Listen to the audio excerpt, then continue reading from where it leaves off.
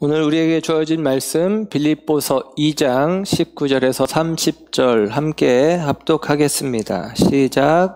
내가 디모데를 속히 너희에게 보내기를 주 안에서 바람은 너희의 사정을 알므로 안위를 받으려 함이니 이는 뜻을 같이하여 너희 사정을 진실히 생각할 자가 이밖에 내게 없음이라. 그들이 다 자기 일을 구하고 그리스도 예수의 일을 구하지 아니하되 디모데의 연단을 너희가 안하니 자식이 아버지에게 함같이 나와 함께 복음을 위하여 수고하였느니라. 그러므로 내가 내 일이 어떻게 될지를 보아서 곧 이 사람을 보내기를 바라고 나도 속히 가게 될 것을 주 안에서 확신하노라. 그러나 에바브로디도를 너희에게 보내는 것이 필요한 줄로 생각하노니 그는 나의 형제요 함께 수고하고 함께 군사된 자요 너희 사자로 내가 쓸 것을 돕는 자라. 그가 너희 무리를 간절히 사모하고 자기가 병든 것을 너희가 들은 줄을 알고 심히 근심한지라. 그가 병들어 죽게 되었으나 하나님이 그를 긍휼히 여기셨고 그뿐 아니라 또 나를 긍휼히 여기사 내 근심 위에 근심을 면하게 하셨느니라. 그러므로 내가 더욱 급히 그를 보낸 것은 너희로 그를 다시 보고 기뻐하게 하며 내 근심도 덜려 함이니라. 이러므로 너희가 주 안에서 모든 기쁨으로 그를 영접하고 또 이와 같은 자들을 존귀히 여기라. 그가 그리스도의 일을 위하여 죽기에 이르러도 자기 목숨을 돌보지 아니한 것은 나를 섬기는 너희의 일에 부족함을 채우려 함이니라. 아멘. 아멘. 할렐루야. 오늘 이 아침에 하나님의 사랑하심과 은혜가 저와 여러분 가운데 함께하기를 축복합니다. 말씀드렸듯이 올해의 표어는 꿈을 꾸고 꿈을 생각하는 교회입니다. 빌립보서를 우리가 강해하고 있는데 빌립보서를 마치면 창세기에 있는 요셉의 이야기를 함께 살피면서 그 꿈과 관련되어진 이야기 그리고 그 꿈을 꾸고 꿈을 생각하는 삶의 모습들이 어떠해야 할지를 다시 한번 말씀을 통해서 나누기를 원합니다. 올해 표어를 이야기했지만 오늘은 표어에 대해서 이야기하지 않겠습니다. 송구영신 예배에 말씀을 전했고 혹시 말씀을 듣지 못한 분들은 다시 유튜브를 통해서 말씀을 듣고 올해 표어를 마음에 다시 한번 새기셨으면 좋겠다라는 생각을 해봅니다. 우리가 빌립보서를 통해서 함께 은혜를 나누고 있고 빌립보서를 통해서 바울이 하고자 하는 말의 핵심은 1장 27절에 있는 말씀이라고 거듭 말씀드립니다. 너희는 그리스도의 복음에 합당하게 생활하라 라고 하는 말씀입니다. 우리는 그리스도께 속한 자요. 그 시대 로마의 복음, 로마의 가치관, 로마의 세계관에 전도되었던 수많은 인생들 속에서 예수를 로마의 황제가 아닌 예수 그리스도를 나의 주님, 나의 주, 로드, 나의 주님으로 고백한 인생들이 어떠한 가치를 가지고 어떠한 마음 태도를 가지고 살아가야 될지를 우리에게 이야기를 해줍니다. 특별히 저와 여러분에게 대하여 우리가 나 혼자 그 길을 가는 것이 아니라 교회 공동체가 함께 그 길을 가야 된다는 것을 바울은 이야기를 합니다. 많은 사람들이 모였고 많은 사람들이 모였기 때문에 많은 다양한 다른 생각들이 있습니다. 그 다른 생각들을 한 방향의 생각으로 모아야 한다. 2장 1절에서 4절까지 바울이 이야기를 해요. 그리고 우리의 마음의 생각의 방향을 우리에게 알려주는데 그 방향은 예수 그리스도를 향한 방향입니다. 너희 안에 이 마음을 품으라. 곧 그리스도 예수의 마음이니. 예수님의 마음을 품는 방향으로 저와 여러분들이 함께 우리는 다 다른 배경과 다른 삶의 모습들 속에서 다른 생각, 다른 가치를 가지고 있었던 우리들이 그리스도의 복음 안에서 함께 공동체가 되었기 때문에 그리스도의 마음을 향한 한 마음의 태도를 가지고 함께 한 마음의 공동체가 되어야 한다라고 이야기를 해 주었습니다. 그리고 예수님의 마음을 품어라. 그리고 나서 2장 12절 이하에 우리가 지난 시간에 살폈죠. 너희 안에 그리스도의 마음을 품어라. 그리고 나서 그러므로 나의 사랑하는 자들아 두렵고 떨림으로 너희 구원을 이루어라. 구원을 이루어가라 라고 이야기를 합니다. 구원을 이루라 라고 하는 이야기는 성화의 구원의 과정에 우리가 있다라는 이야기예요. 곧 저와 여러분의 마음이, 삶의 모습들이, 인격이 변화되어야 한다라는 것입니다. 어떻게 변화되느냐? 주님을 더욱 순종함으로, 주님을 더욱 순종함으로, 말씀을 순종함으로 우리는 우리의 인격이, 우리의 마음이 변화되어 감을 경험하게 됩니다. 왜 우리가 순종해야 되느냐? 너희 안에서 행하시는 이는 하나님이시다. 우리 안에서 하나님께서 이미 칭의의 구원, 우리가 예수 믿었을 때 구원 받았다고 할 때, 구원 받았다라고 하는 것은 내 안에 새 생명, 새 마음이 주어진 것인데, 우리 안에서 행하시는 이, 곧 하나님께서 주시는 하나님의 마음, 그게 바로 꿈을 꾸는 것이겠죠. 하나님께로부터 주어진 꿈이 있다는 거예요. 하나님께로부터 주어진 새 마음이 있는 것이죠. 그 마음을 품고 꿈을 꾸고, 그리고 그 구원을 우리에게는 이루어라. 이제는 그 새 생명에 합당한 새로운 삶을 살아가라. 받은 꿈을 생각하면서, 그 받은 꿈을 우리가 이루면서, 그런데 그 꿈을 우리가 이루어가는 과정 속에서는 하나님께서 이루어 가시니까 그날 그 순간 말씀에 순종하는 삶을 살면 되어지는 것입니다. 그렇게 말씀에 순종하는 삶을 사는 거예요. 그렇게 성화를 이루어라 라고 이야기를 합니다. 그런데 그 성화를 이루어가는 우리들의 장이 어디냐? 두렵고 떨림으로. 우리는 하나님 앞에서 두려워야 될 것 같고 하나님 앞에서 떨어야 될 것 같지만 바울이 이 표현을 쓸 때는 사람들에게 대하여 썼다라고 말씀을 드렸습니다. 바꿔 말하면 교회 공동체 안에서 우리가 우리들의 인격의 변화의 과정들을, 훈련들을 겪어가야 된다라고 이야기를 하는 것입니다. 곧 저와 여러분이 교회 공동체 안에서 그리스도의 마음을 품고 말씀을 순종하는 과정을 통해서 구별되어진 교회 공동체로 세워져가는 과정, 이게 바로 바울이 이야기하는 공동체적인 의미의 성화, 두렵고 떨림 가운데 너희 구원을 이루라 라는 말씀이 되어지는 거예요. 그러므로 저와 여러분들은 바울의 말씀처럼 어그러지고 거스러지는 세대 속에서, 어그러지고 거스르는 세대 속에서 구별되어진 존재로 말씀을 쫓아 빛과 같은, 말씀을 굳게 붙잡아 빛과 같은 존재로 서야 된다라고 바울이 2장 12절에서 18절까지 이야기해 주었습니다. 바울은 기독론, 예수님에 대한 이야기를 2장 5절에서 11절까지 이야기하면서 그 이후에 교회론, 그렇다면 교회는 그 그리스도를 마음에 품은 교회는 어떻게 해야 되는지를 다시 한번 12절에서 18절까지 이야기를 해주고 있습니다. 그리고 바울은 그 중간에 이런 표현을 해요. 바울의 기독론 안에서 그리스도를 마음에 품은 바울이 품은 교회론은 뭐냐? 예수 그리스도의 일이 무엇이냐? 교회를 세우는 일이다 라는 것이 바울의 생각입니다. 그래서 바울은 17절 말씀을 보면 교회 공동체 속에서 바울은 그 교회 공동체를 세우기 위해서 나 자신을 전제로 드릴지라도, 이것은 제사의 제물인데 바꿔 말하면 피를 뿌린다는 의미고 바꿔 말하면 생명을 내어놓는다라는 의미입니다. 내 생명을 교회를 위해서 내가 아낌없이 쏟아붓겠다. 이게 바울의 생각인 거예요. 그리고 오늘 본문 우리가 이제 19절부터의 말씀을 보게 되는데, 오늘 본문 속에서는 바울이 이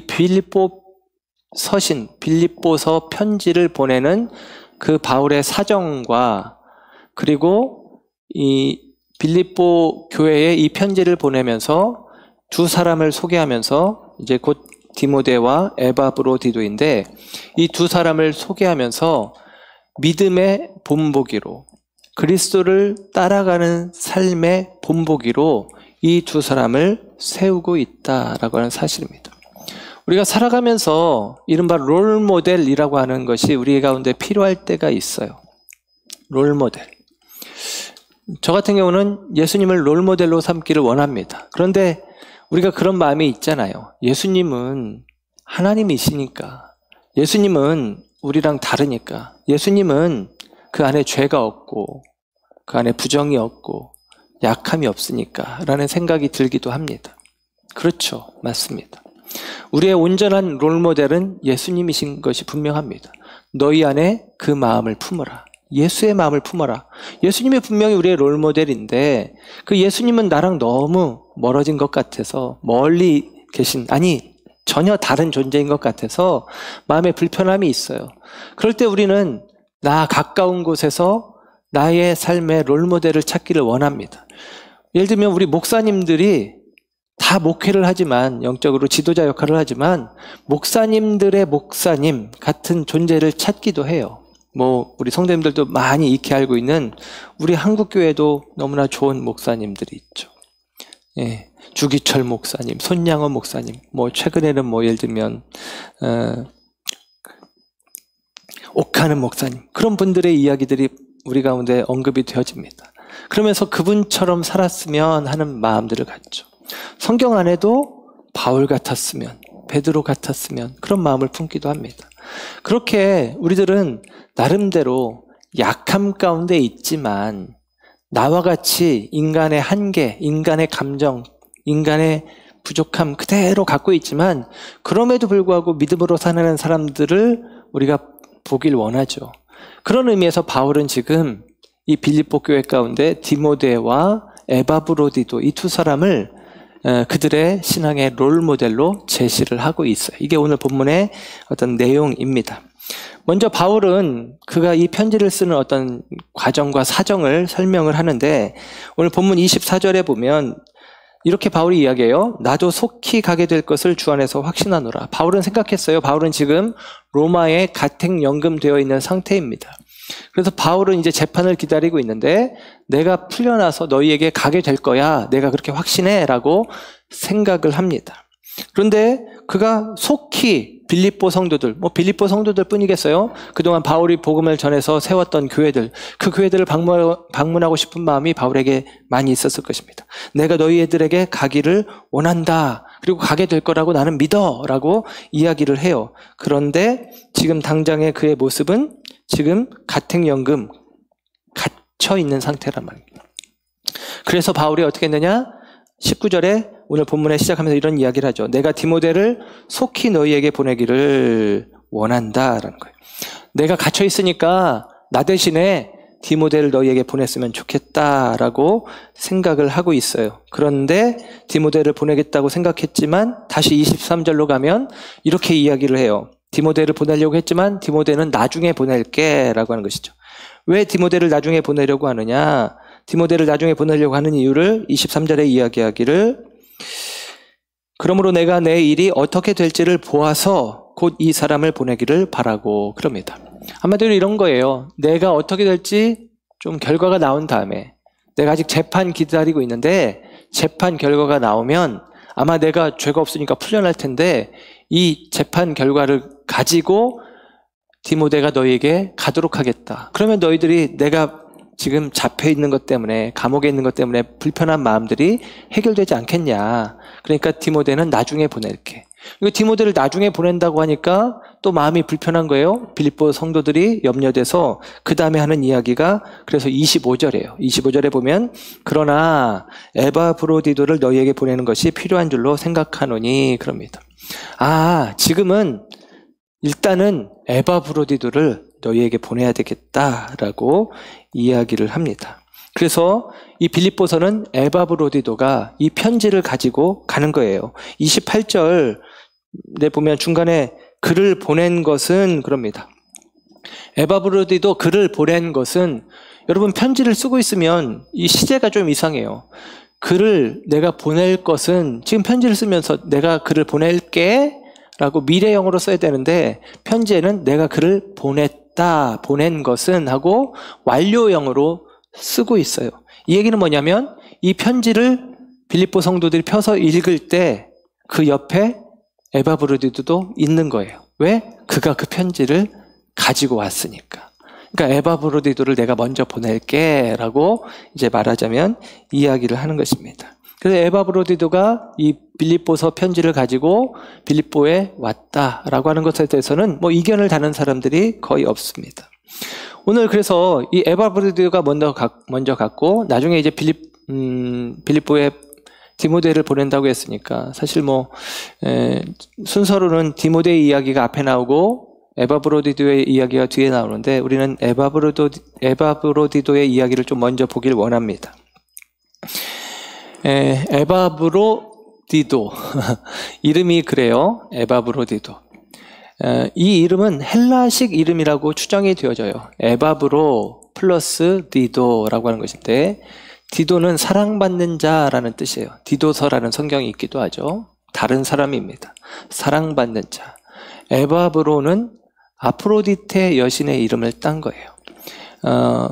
고대사회 헬라 시대의 미의 여신 그리고 사랑의 여신으로 불리는 아프로디테라고 하는 여신의 이름을 따서 그러니까 그 이름을 합해서 그 의미를 보면 아프로디테 여신에게 사랑받는 자 이게 에바브로디도입니다.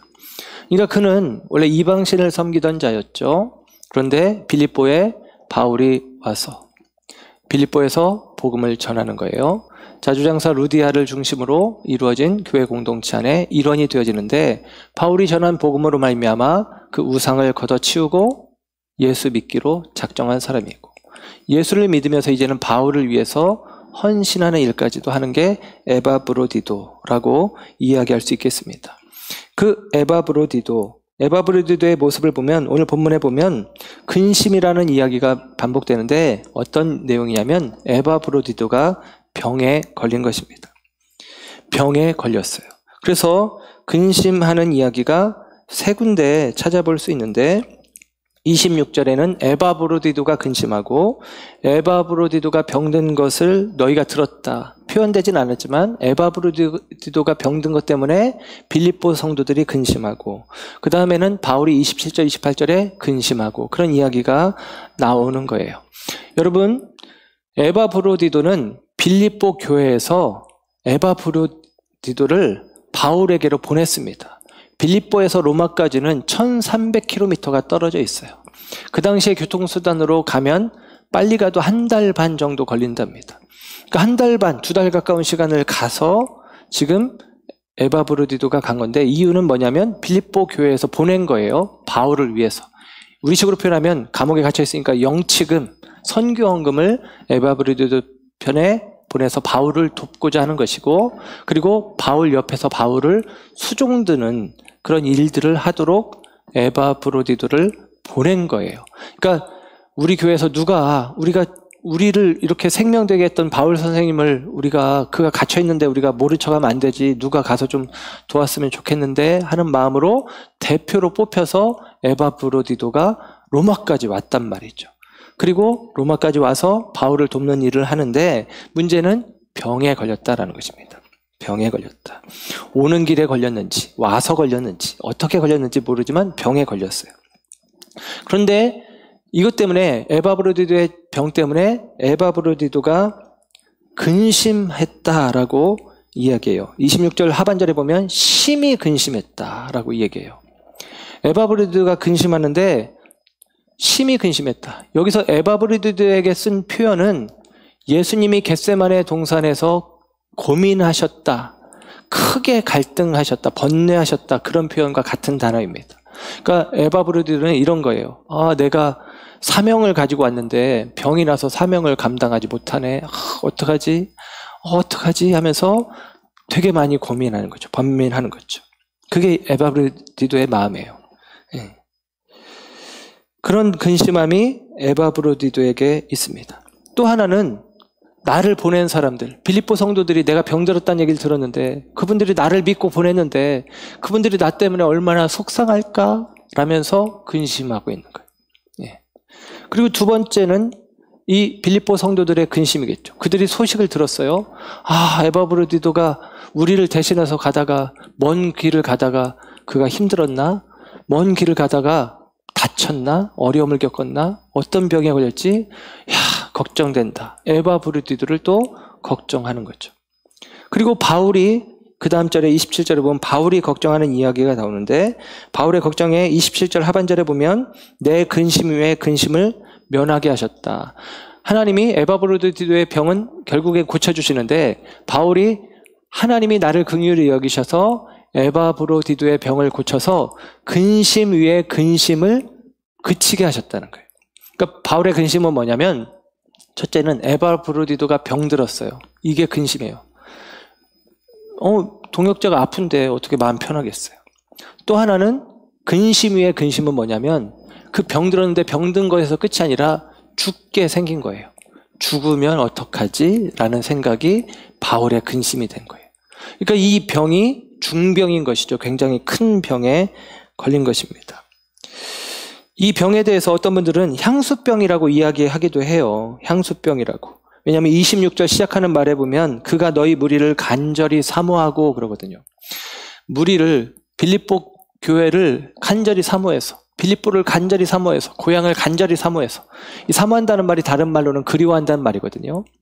그리워하는 마음 때문에 향수병에 걸린 게 아니냐 이렇게 추측하기도 하는데, 향수병이 큰 병이긴 하지만 근심 위에 근심, 죽을 만큼의 병은 아니잖아요. 그래서 향수병은 아닌 것 같아요. 근데 정확하게는 알 수 없지만 그 병이 있었고, 그 병 중에서도 그 다음 내용을 통해서 확인하는 것은 그는 열심히 바울 섬기는 일을 했던 것입니다. 바꿔 말하면 그 병이 어떤 병인지도 모르지만, 왜 그 병이 걸렸는지, 언제 걸렸는지 모르겠지만 바울을 섬기는 일을, 바울을 돕는 일을 하면서 그 병이 더 중해졌다라는 생각은 해볼 수 있어요. 우리식으로 표현하면 병원에 가야 되는데 병원에 안 가고 바울을 돕겠다고 끝까지 그냥 일을 하다가 병이 더 악화된 것이 아니냐라는 생각을 해볼 수가 있어요. 그렇게 충성된 모습이 에바브로디도에 있어요. 여러분, 그러니까 오늘 본문 에바브로디도의 이야기를 보면 근심의 이야기가 반복됩니다. 자기의 병 때문에 사명을 감당 못해서 내 병에 걸렸다는 소식을 빌립보 성도들이 듣고 마음에 근심할까봐 근심하고, 빌립보 성도들은 자기들을 대신해서 갔던 에바브로디도를 병들었다는 이야기를 듣고 근심하고, 바울은 자기 옆에서 자기를 돕는 에바브로디도의 병 때문에 근심하고, 심지어는 그가 죽을 수 있겠다는 염려 때문에 근심하고, 그 근심하는 마음들이 있는 것입니다. 여러분, 성도가 목회자를 인해서 근심하고, 목회자가 성도를 인해서, 교회를 인해서 근심하고, 목회자가 또 다른 목회자, 곧 사명자가 또 다른 사명자, 사역자를 위해서 근심하고, 여러분, 이 근심은 너희는 염려하지 말아라, 너희는 걱정하지 말아라, 두려워하지 말아라, 이 주님이 말씀하시는 명령에 속한 근심이 아니죠. 이 근심은 사랑이 반영되어진 근심입니다. 저와 여러분이 세상의 것들로 말미암아, 세상의 염려로 말미암아 근심할 이유는 없어요. 그러나 성도를 위해서 염려하고, 교회를 위해서 염려하고, 함께 사명 맡은 또 다른 동역자들을 위해서, 우리식으로 표현하면 개척교회 목회자들을 위해서, 예를 들면 우리가 함께 또 염려하고, 이런 마음들이, 이 근심들이 우리 가운데 있다면 이것은 사랑의 마음이 반영된 것입니다. 만약에 근심이 없다면 우리가 원하는 게 그런 거 아니겠어요? 새해 소망, 걱정 없이, 근심 없이 살았으면 좋겠습니다. 어쩌면 우리가 바라는 바는 근심이 없는 것일 것입니다. 그러나 여러분, 사랑이 없다는 것의 반증일 수도 있습니다. 내가 지금 근심이 없다는 얘기는, 나는 아무 근심이 없다는 얘기는 내 안에 사랑이 없다라는 증거일 수 있다는 것입니다. 사랑하게 되면 근심하게 됩니다. 사랑하게 되면 걱정하게 됩니다. 사랑하게 되면 염려하게 됩니다. 이 마음들이 우리 가운데 있었으면 좋겠습니다. 에바브로디도는 어쨌거나 병에 걸려서 그가 사역을 중도 포기하게 될 상황 속에 하나님이 그를 고쳐주셨어요. 감사하게. 바울은 뭐 지금처럼 걱정하지 마세요, 이제 에바브로디도 다 나았습니다 라고 전화 한 통화 해주면 좋겠지만 그럴 수 없으니까 에바브로디도를 가장 보내는 것이 가장 좋은 소식이고 실제로 건강해진 에바브로디도를 확인하면 더 마음의 기쁨이 있겠죠. 그래서 에바브로디도를 빌립보 교회에 보내기로 합니다. 그를 보내면서 그를 위해서 이런 표현들을 써요. 오늘 본문 25절에 보면 하반절에 그렇게 이야기합니다. 그는 나의 형제, 함께 수고하고 함께 군사된 자, 그리고 너희 사자로 내가 쓸 것을 돕는 자. 그는 내 형제야. 그는 내 군사, 나와 함께한 군사야. 그는 나를 돕는 자야. 여러분, 이렇게 많은 수식어를 다른 사람들에게 달아두지 않아요. 근데 에바브로디도에게는 이렇게 다양한 수식어를 한꺼번에 담아둡니다. 이렇게 추측이 돼요. 너희들이 에바브로디도를 나를 도우라고 보냈는데 아파가지고 그 일을 잘 못했고 지금 병 나았지만 너희에게 소식을 가지고 가는 일을 한다. 그가 또 너희들을 너무 그리워하니까 여기 있는 것보단 너희들에게 있는 게 낫겠다. 그래서 너희들에게 보낸다. 그렇다고 그를 우리식으로 표현하면 책망하지 마라. 그가 사명 감당하지 못했다고, 역할을 다 감당하지 못했다고 그를 가볍게 여기지 마라. 그런 얘기예요.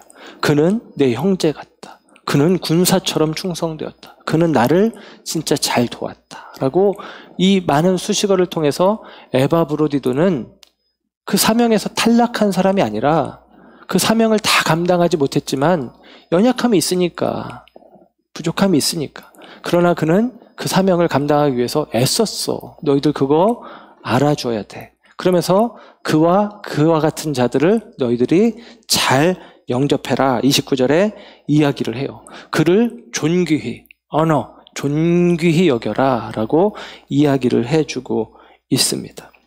예. 왜냐하면 그는 30절에 표현하기를 자기 목숨을 돌보지 않고 최선을 다해. 그 병이 더 깊어져 감에도 불구하고 너희들에게 보냄받은 그 사명대로 나를 돕겠다고 최선을 다해 애쓴 사람이야. 그러니 그가 그 역할을 완수하진 못했지만 그는 최선을 다해서 그 일을 매진한 사람이기에 너희들이 그와 같은 사람을 존귀하게 여겨줘야 되겠다라고 그에게 편지를 써주면서 얘기하는 거예요. 에바브로디도가 편지를 가지고 갔을 때 빌립보에서 이제 빌립보의 교회 지도자가 편지를 읽겠죠. 자기 방에 들어가서 읽는 게 아니라 아마 사람들 앞에서 읽었을 것입니다. 그 편지 읽는 가운데 너희들이 그리스도의 복음에 합당하게 생활하라. 그리스도의 마음을 품으라. 너희가 구원을 이루라 하다가 그 다음에 디모데가 이렇게 좋은 사람이다. 그런데 에바브로디도는 하면서 에바브로디도 자기 얘기가 나올 거 아니에요. 에바브로디도 그가 목숨을 아끼지 않고 그렇게 열심히 일했다. 그를 너희가 받아주어야 된다. 그 대목에 에바브로디도는 얼마나 좋았을까요? 나는 실패자야. 나는 사명을 완수하지 못했어. 나는 사람들이 보낸 그 일을 내가 너무 약해가지고 질병 때문에 잘 감당하지 못했어. 속상해, 마음 아파. 할 수도 있었는데 바울은 아니야. 그는 최선을 다했어.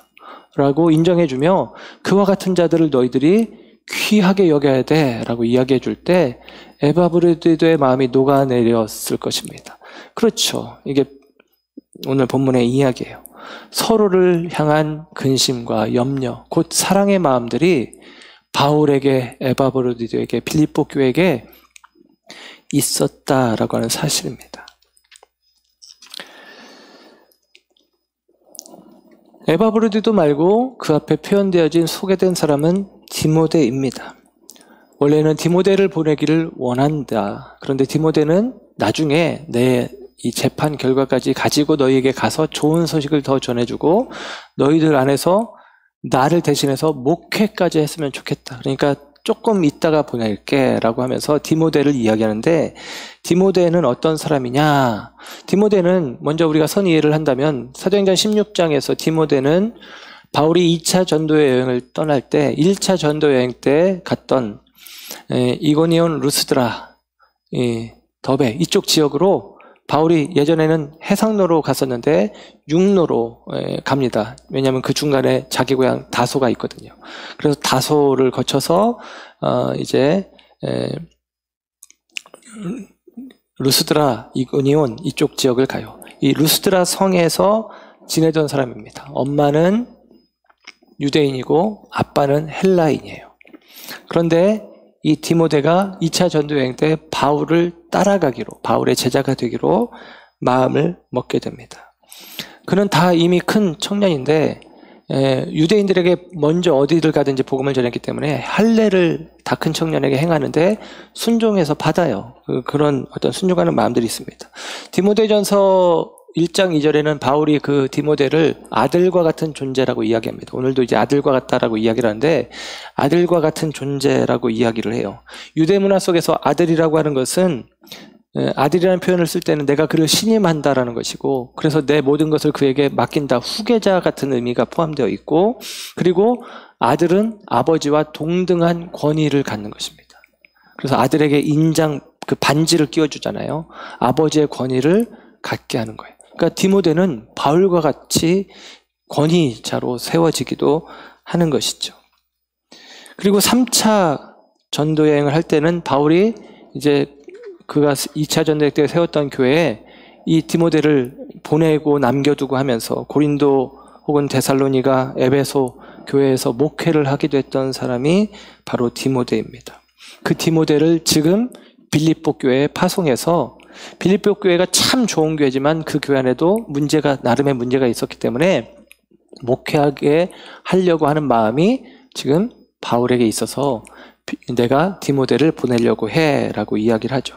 근데 그 디모데는 어떤 사람이냐? 오늘 본문에 보면 20절부터 디모데에 대해서 바울이 이야기하고 있는데요.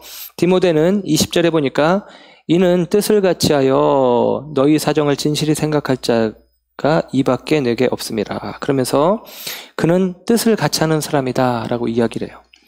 뜻을 같이하는데 누구와 뜻을 같이하느냐? 나와 뜻을 같이하여, 이거예요. 바울이 나와 뜻이 같다라고 이야기합니다. 뜻을 같이하여, 이렇게 우리의 말에는 두 단어를 합해서 표현했지만 헬라어 원어에서는 한 단어인데요. 이 말이 같은 영혼, 그런 단어예요. 같은 영혼. 바꿔 말하면 나랑 같은 사람, 나와 같은 자, 또 다른 나. 아담이 표현한 걸로는 이는 내 뼈 중에 뼈요 살 중에 살 하는 것과 같이 이 사람은 나와 같은 영혼이다, 나와 같은 자다 라고 이야기를 해요. 왜 그렇게 이야기하냐면 너희 사정을 진실히 생각할 자가 이 사람이다 라고 이야기하거든요. 너희 사정, 빌립보 교회의 사정을 진짜로 생각할 사람. 바울은 빌립보 교회를 위해서 나 자신을 전제로 드릴지라도 좋다 라고 이야기할 만큼 교회를 사랑하는데, 바울만큼 주님의 몸된 교회를 사랑하는 마음이 디모데의 마음이다 라고 이야기를 해주고 있는 거예요. 그래서 바울은 이 디모데를 인정하는데, 우리가 기억하실지 모르겠지만 앞에 가면 나오죠. 1장 1절에 가면 이 빌립보서를 쓸 때 바울이 그리스도 예수의 종 바울과 디모데가 빌립보에 사는 너희에게 편지한다 이렇게 얘기를 하는 거예요. 이 편지는 바울의 편지인 동시에 디모데의 편지. 너희에 대한 생각이, 진실한 생각이 디모데의 생각이다. 이 편지 나랑 디모데가 같이 쓰고 있는 거야. 디모데는 나와 같은 생각으로 너희들을 진실하게 생각해, 너희들을 정말 아껴, 그런 이야기를 해주고 있는 것이죠. 그리고 21절에 가면 이렇게 표현합니다. 그들이 다 자기 일을 구하고 그리스도 예수의 일을 구하지 아니하지만, 바꿔 말하면 디모데는 예수의 일을 구하는 자다라는 거죠. 여기서 구한다는 얘기는 찾는다 혹은 관심 갖는다라는 단어거든요. 그러니까 사람들은 자기 일에 관심이 많은데 디모데는 그리스도 예수의 일에 관심이 있다. 주님의 몸된 교회에 그의 마음은 다 가 있다. 그 이야기를 해주고 있어요. 그러니까 그 디모데를 너희에게 보내길 원한다. 그런 마음을 표현하는 것이죠. 그리고 그 다음 말씀을 보면 22절에는 이렇게 이야기합니다. 디모데의 연단을 너희가 나니 자식이 아버지에게 함같이 나와 함께 복음을 위하여 수고하였다. 나와 함께 복음을 위하여 수고하였다라고 이야기합니다.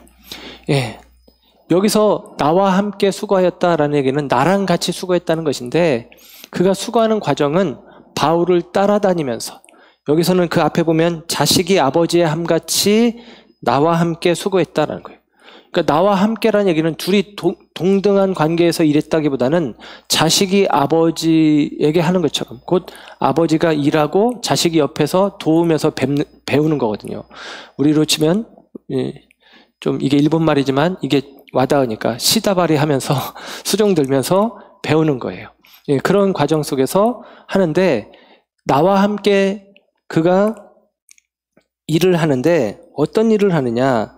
나와 함께 그가 복음을 위하여 수고하는데 이 수고했다는 말은 둘로스라는 단어가 포함된 말이에요. 바꿔 말하면 종되었다라는 말이에요.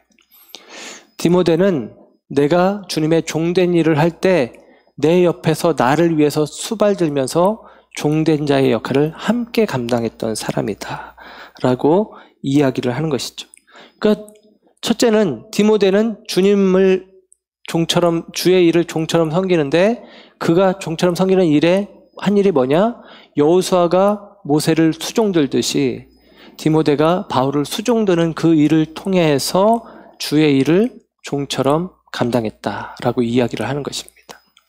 여러분, 때로는 우리는 제대로 된 일, 멋진 일, 드러나는 일, 남들에게 인정받을 만한 일들을 하길 원하는 마음들이 있습니다. 그러나 여러분, 우리들이 그 일들만이 아니라, 예를 들면 우리 교회로 치면 목사인 제가 하는 일들만이 아니라 저는 우리 성도님들의 헌신을 따라서 제가 밖에서 생색내는 일들이 많아요. 여러분들의 수고와 헌신을 따라서 제가 밖에서 막 인정받고 칭찬받는 일들이 많아요. 그런데 이 일들만이 아니라 여러분들의 헌신이 있었기 때문에 그 일들이 가능한 것이죠. 바울을 돕고 섬기는 이들이 있었기 때문에 바울이 일을 감당하는 것입니다. 바울이 혼자 일을 한 게 아니라 바울의 사역에는 바울과 함께한 이들의 사역도 포함되어 있는 것입니다. 그래서 바울은 이 편지를 쓰면서도 아까 말씀드린 대로 바울과 바나바가 편지를 쓴다라고, 사실 이 내용의 편지 내용에 디모데가 자기 생각을 첨가했겠습니까? 그러나 바울은 함께 이 편지를 쓴다라고 이야기하는 거예요. 여러분, 디모데는 바울을 수종되는 일을 감당하지만 억지로 하는 것이 아니라, 종은 억지로 하는 것 같잖아요. 그런데 그게 아니라 아들이 아비에게 하는 것처럼 종된 마음으로 충성되게 그 일을 감당했어. 그게 바로 디모데야 라고 이야기하는 것입니다. 그 디모데를 너희도 알잖아. 그렇죠? 22절 앞에 보니까 이렇게 표현해요. 디모데의 연단을 너희가 아나니 그럽니다. 디모데의 연단을 너희가 안다. 여기서 연단이라는 말은 검증되었다, 입증되었다라는 말이에요. 너희도 알잖아. 디모데가 어떤 사람인지. 그 디모데를 내가 너희에게 보내려고 해 라고 하는 것이죠. 디모데 후서에서도 디모데 후서 2장 15절에도 보면 디모데를 이렇게 표현해요. 너는 진리의 말씀을 옳게 분별하며 부끄러울 것이 없는 일꾼으로 인정된 자로 자신을 하나님 앞에 드리기를 힘쓰라. 너 디모데야, 너는 사람들에게 인정받는 자, 사람들이 너를 업신여기지 않고 인정받는 자가 되도록 힘써라 라고 디모데에게 권면해요. 그리고 디모데가 그렇게 더 하나님 앞에서 계속같이 훈련되어야 되겠지만 다른 사람들에게 디모데를 포현할 때는 너희들이 아는 것처럼 디모데는 입증된, 연단된 사람이야 라고 이야기하는 것이죠. 예를 들면 우리 교회 부교역자를 소개할 때 제가 부교역자에게는 이렇게 말할 수 있죠. 더 훈련해야지, 더 하나님 앞에 헌신해야지, 더 충성돼야지 라고 말할 수 있겠지만, 제가 우리 부교역자를 다른 분들에게 만약에 우리 교회 성도님들이나 다른 교회에 소개할 때는 이분은 참 준비된 일꾼입니다. 이분은 참 하나님의 일을 잘 감당할 수 있는 훌륭한 사람입니다. 이렇게 소개하는 게 맞잖아요. 그렇게 지금 바울은 이야기하는 거예요. 이 디모데는 너희들이 아는 것처럼 잘 준비된 사람입니다. 근데 그 앞에 내용들을 보니까 정말 그래요. 정말 그렇죠. 나와 같은 마음을 가진 사람이고, 그리고 그는 자기 일이 아니라 그리스도의 일을 돌보는 자고, 종된 자의 마음으로 기꺼이 수고하기를 마다하지 않았고, 그러니까 그는 검증된 일꾼이 맞지 않냐라고 이야기를 해주고 있는 거예요. 그리고 그를 너희에게 보내기를 원한다라고 이야기를 하는 것이죠. 여러분, 여기서 그러면 우리는 생각해 봅시다. 적용을 해야 되겠죠. 오늘 적용점은 이것입니다. 이걸 나에게 적용하기를 원하는 거예요. 오늘 본문에 보면 다시 요 한 절을 보고 말씀을 드리길 원하는데요. 20절 말씀을 보세요. 20절. 이는 뜻을 같이하여 너희 사정을 진실히 생각할 자가 이밖에 내게 없음이라 그럽니다. 여기 보니까 첫째는 너희 사정을 진실히 생각할 자다라고 하는 거예요. 그 사람은 디모데는 너희 사정을 진실히 생각할 자다. 여러분 이 말씀 앞에서 저는 솔직히 부끄럽습니다. 우리 성도님들의 사정을 진실히 생각하는 마음이 내게 정말 부족함 없이 있다고 이야기할 수 있나 자신이 없어요. 네. 그래서 이제 이 말씀 앞에서 저도 부끄럽습니다. 그러나 오늘 이 말씀은 저한테 제가 스스로 읽을 때는 저한테 하는 말씀이지만 오늘은 여러분에게 하는 말씀이니까 여러분들, 네. 여러분들에게 여러분이 주님의 몸된 교회의 사정을 진실하게 생각하는 마음이 있는가? 여러분의 입장에서 빌립보 교회 성도들처럼 마치도 목회자에 대해서 진실하게 생각하고 있는가? 혹은 교회 공동체의 성도들에 대해서 지체들에 대해서 진실하게 생각하고 있는가? 목원들에 대해서 진실하게 생각하고 있는가? 우리 자신에게 한번 물어볼 필요가 있다라는 생각을 해봅니다. 이것은 바울의 생각인 동시에 또 여기서 보면 이런 말이 나와요. 이밖에 내게 없음이라 그럽니다. 이밖에 내게 없음이라. 이 말은 바울의 탄식인 동시에 바울의 신뢰의 말이에요. 이 사람밖에 없어. 디모데 말고는 없단 얘기예요. 없다고 생각하니까 참 탄식이 나죠. 그런데 바꿔 신뢰의 말입니다. 적어도 이 사람은 진짜 나 같은 마음을 가진 사람이야. 그래도 한 사람은 있다라고 이야기하는 것입니다. 그 한 사람은 있다. 여러분, 그 한 사람이 나여야 되지 않겠냐. 그 한 사람이 너여야 되지 않겠냐라고 지금 바울은 이야기하는 거 있는 건 아니겠습니까? 사무엘하 23장에 보면 다윗이 자기와 함께 다윗의 나라, 이스라엘 나라를 세운 37용사의 명단이 쭉 기록이 되어집니다. 그런데 사무엘하 23장 8절에서 다윗의 용사들의 이름은 이러하니라 그러면서 쭉 명단이 기록되는데 그 앞에 아주 이상한 이야기가 하나 나오는데 23장 6절에 이렇게 이야기가 나와요. 그러나 사악한 자는 다 내버려질 가시나무 같으니 이는 손으로 잡을 수 없음이로다. 사악한 자는 가시나무 같아서 손으로 잡을 수 없다. 그 가시나무가 굵은지 얇은지 그런 건 상관없어요. 가시가 있기 때문에 붙잡지 못한다라고 이야기를 해요. 여러분, 붙잡지 못하는 나무 같은 존재들도 쓸모없는 일꾼들도 있다라는 것입니다. 사람들을 생각하면서 이런 생각이 들어요. 내가 누군가를 쓴다면 그 사람이 내 마음을 시원케, 흡족해 하는 일꾼이길 바라죠. 답답한 마음을 주는 일꾼이 아니었으면 좋겠다라는 생각을 해봅니다. 사울 왕이 되어지고 나서 나름대로 나라를 잘 세우기를 원했던 모양이에요. 사무엘상 14장 52절에 보면 우리로 치면 인재를 등용하는 채용 공고에 이런 표현이 나와요. 사울이 사는 날 동안에는 블레셋 사람과 큰 싸움이 있었으므로 사울이 힘센 사람이나 용감한 사람을 보면 그들을 불러 모았더라 그럽니다. 힘센 사람, 싸움 잘하는 사람, 용감한 사람, 죽음을 두려워하지 않는 충성된 사람, 그 사람들을 불러 모아서 사울 왕국의 일꾼으로 삼았어요. 그런데 사울 왕이 그들을 데리고 한 일은 뭐냐? 다윗 잡으러 다닌 것입니다. 그 시기 질투하는 마음으로 다윗 잡겠다고 이 용사들을 활용했단 말이에요. 그런데 훗날 다윗이 하나님의 은혜 가운데 왕이 되었어요. 다윗의 시대가 열립니다. 그리고 다윗 시대가 되었을 때 손에 잡지 못하는 가시나무 같은 존재가 누구냐? 사울 시대에 그 힘이 셌던 사람들, 그 용감했던 사람들입니다. 그들은 다윗의 손에 붙잡기에는 불가한 사람들입니다. 다윗의 손에 붙잡힌 사람들은 누구냐? 사무엘상 22장 2절에 보면 환난당한 모든 자와 빚진 모든 자와 마음이 원통한 자가 다 그에게로 모였고 그는 그들의 우두머리가 되었는데 그와 함께한 자가 400명가량이었더라.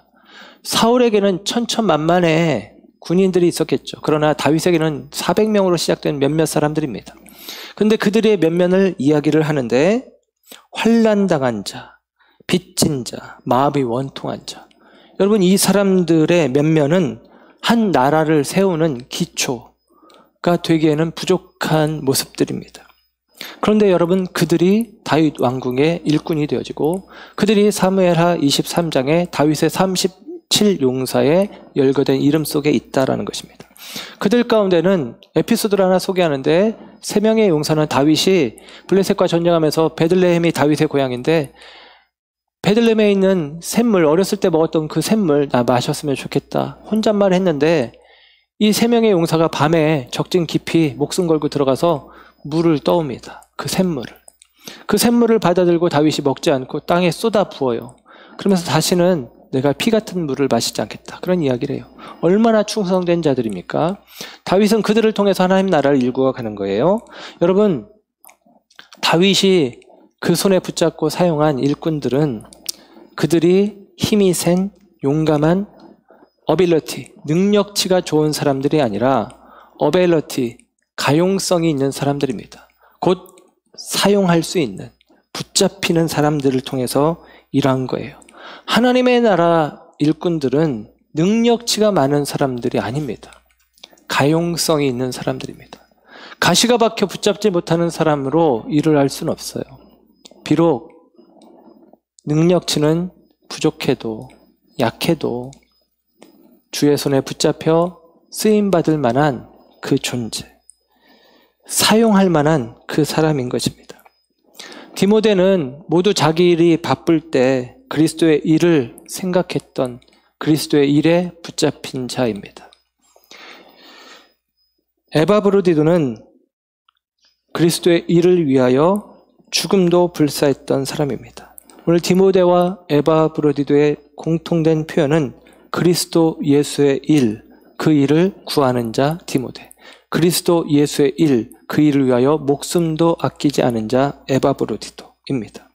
그들은 그리스도의 손에 붙잡혀 쓰임받기에 합당한 자들이죠. 비록 능력치는 크지 않다 하더라도, 비록 그 사명을 완수할 만한 능력은 그에게 부족하다 하더라도 바울은 그들을 통해서 일하는 것이고 그리스도는 그들을 통해서 일하고 있다라는 사실입니다.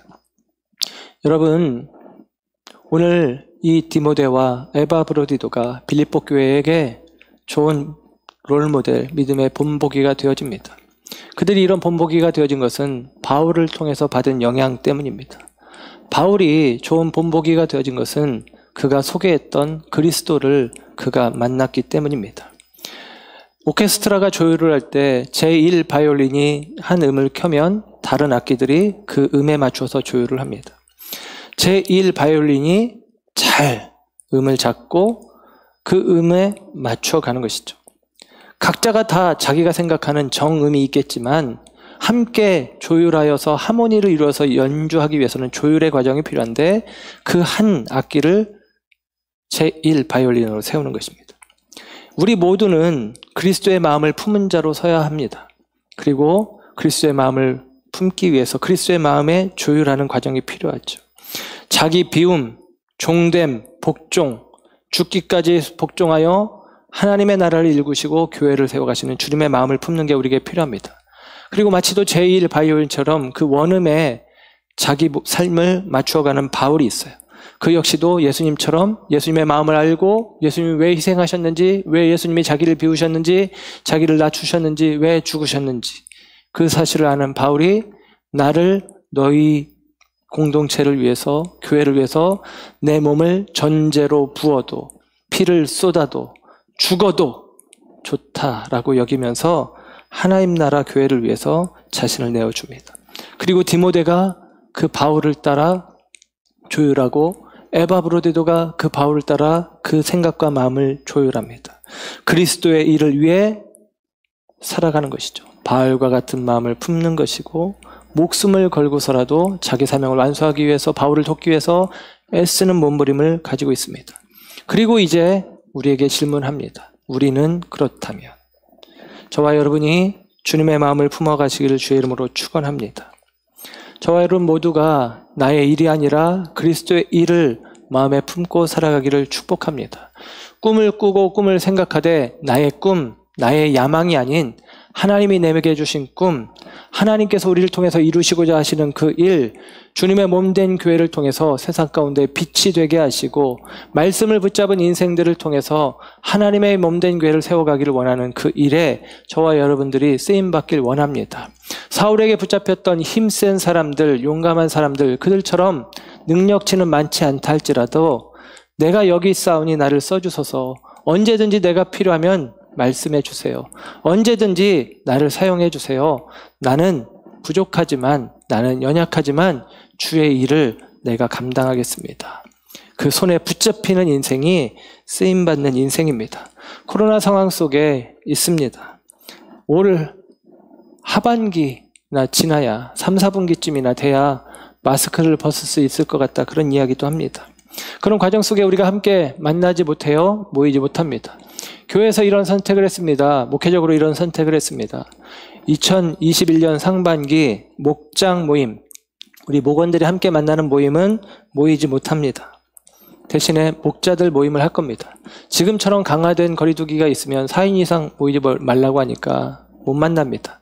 그러나 목자 모임 과정을 통해서 저는 목자들이 함께 더 주님 안에서 서로를 배려하고 사랑해가는 섬김의 시간들이, 또 교제의 시간들이, 성장의 시간들이 있길 원합니다. 그리고 함께 한 마음을, 한 생각을 품어가는 시간들을 갖길 원하고, 그 과정들이 디모데가 연단되었다라고 표현하는 것처럼 그것은 입증되는 동시에 훈련되어지는 것입니다.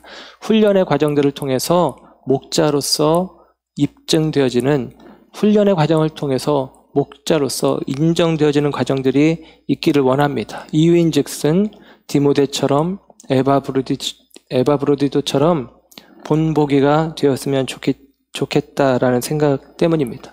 저도 그리스도를 닮아가길 원하고 여러분도 그리스도를 닮아가기를 원합니다. 그리스도의 마음을 품는 시간들이 이 2021년 적어도 우리가 함께 만나지 못하지만 각자의 삶의 자리에서 말씀 안에서 그리스도의 마음을 품어가는 마음들이 우리 가운데 있어지길 원합니다. 받은 구원을 넘어서 이루어가는 구원, 저와 여러분이 우리의 마음이 성숙 성장하고 또한 저와 여러분이 다른 이들에게 거룩한 본보기가 되어지는 삶이 되었으면 좋겠습니다. 우리 구병사 목사님이 저에게 그런 질문을 예전에 하셨는데, 아니 몇 번을 질문하셨어요. 우리 교회에 믿음의 본보기가 될 만한 성도가 있습니까? 그런 분을 목사님은 만드셨습니까? 라고 물어볼 때 좋은 분들이 많다고, 우리 성도님들 다 귀하고 다 좋은 분들이라고 분명히 생각합니다. 그럼에도 불구하고 저 자신이 저 자신에게 대해서 자신 없어 하는 것처럼 우리 성도님들에게 대해서도 저 역시 자신 없는 마음이 솔직히 있습니다. 저와 여러분 모두가 함께 주님 안에서 거룩한 영적 성장의 길을 걸어가길 주의 이름으로 축원합니다.